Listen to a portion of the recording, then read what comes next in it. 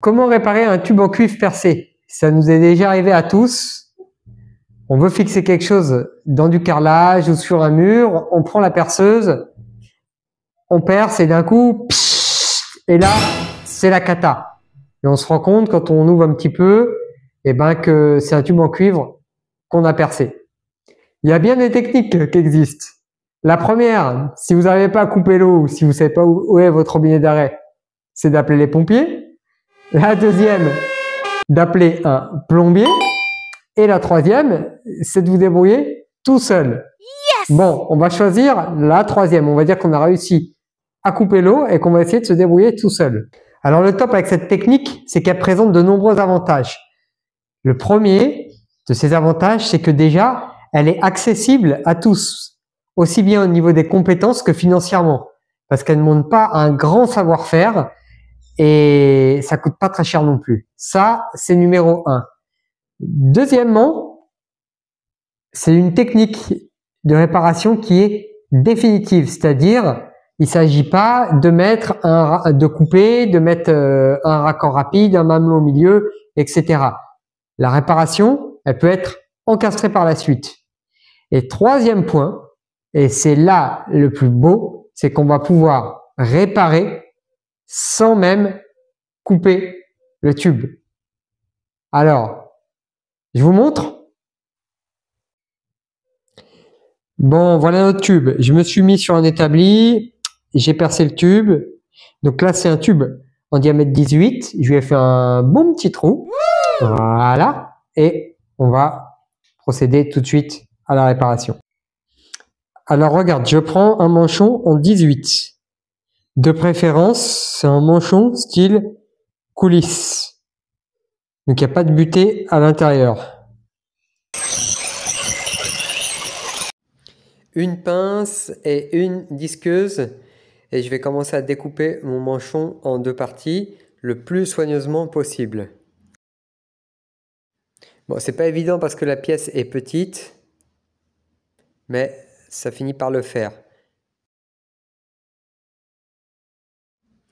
Mes deux parties obtenues, je vais les nettoyer.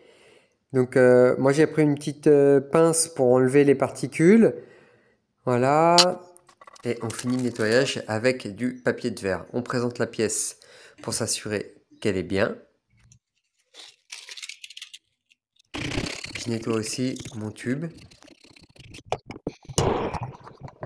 Et là, je vais procéder à l'étamage. Donc, je commence avec du décapant, je chauffe en même temps.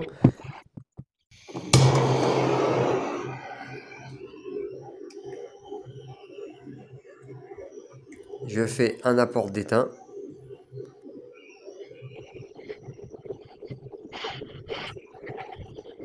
Donc, quand mon tube est suffisamment recouvert, je vais amener la pièce, la mettre dessus et la clipser.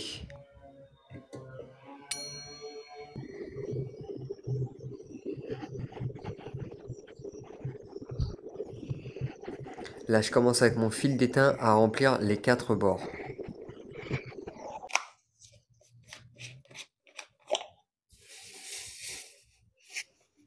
Un peu de décapant, ça va me permettre de pouvoir recouvrir la pièce avec de l'étain.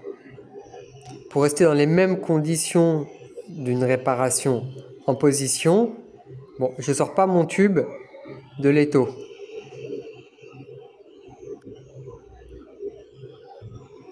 Voilà, je vais même courber mon fil d'étain pour souder la partie basse de ma pièce d'apport.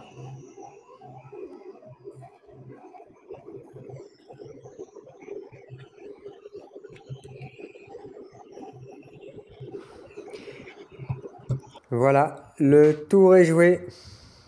Notre pièce est prête et réparée. Alors vous l'avez compris, la technique consiste à patcher en quelque sorte le tube percé avec un manchon qui vient se clipser sur le tube. Bon, tout ça c'est bien beau, mais j'entends déjà certains dire ça tient pas. Mais si, ça tient. Et je vais vous le prouver. Ici, je vais mettre un bouchon. Ok, et ici, je vais mettre un raccord rapide pour le raccorder à une arrivée d'eau. Donc, je vais le faire chez moi chez moi, j'ai un problème, c'est que j'ai trop de pression. J'ai à peu près 8 ou 9 bars de pression. Donc, je vais le mettre dessus. Je vais ouvrir l'eau et je vais le faire en direct. Et on va voir ce qui va se passer. Bon, si c'est pas déjà fait, un petit like et abonne-toi. Ça vaut le coup. C'est le moment du test. Mon tube, il est là. Donc, j'ai mis un bouchon ici. De l'autre côté, un raccord rapide pour se connecter. Ici, on a notre tube qu'on a réparé. Voilà, donc on va faire la mise en eau. Alors, ici, j'ai une vanne. Je sais pas si on s'en rend bien compte. Baisser un peu, voilà. Donc, j'ai une vanne avec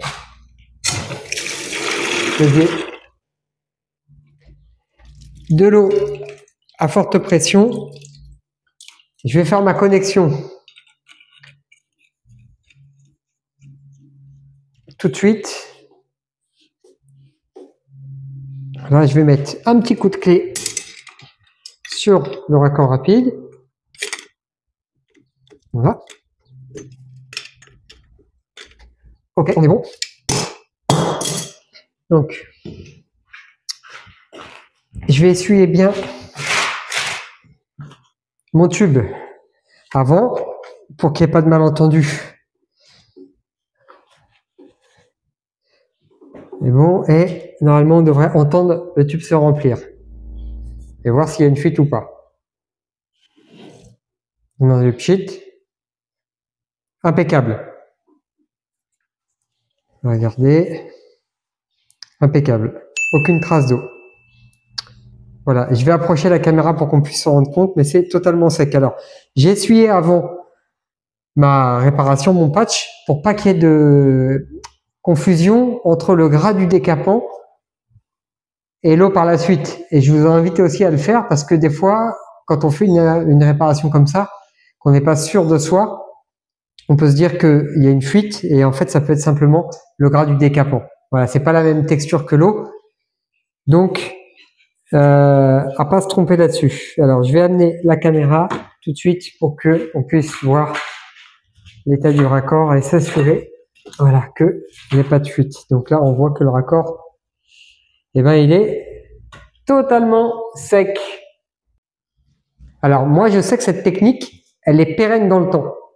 Pourquoi elle est pérenne dans le temps? Parce que j'ai découvert ce mode de réparation chez une dame âgée. En fait, j'ai démonté son installation existante qui était encastrée et j'ai découvert ça derrière. Et je sais que ça tient dans le temps parce que l'appartement était relativement vétuste et l'installation, le carrelage, ça datait d'une quarantaine, une cinquantaine d'années. Bon, dur à dater, mais c'était vraiment vieux. Voilà, donc ça me fait dire, pardon, que c'est vraiment quelque chose qui tient dans le temps. Voilà, vous savez tout. Dans les commentaires, dites-moi ce que vous en avez pensé. Est-ce que vous la connaissiez? Est-ce que vous la connaissiez pas? Si c'est pas déjà fait, je vous invite à vous abonner. Si la vidéo vous a plu, un petit like d'encouragement, ça me fait super plaisir et je vous dis à très bientôt.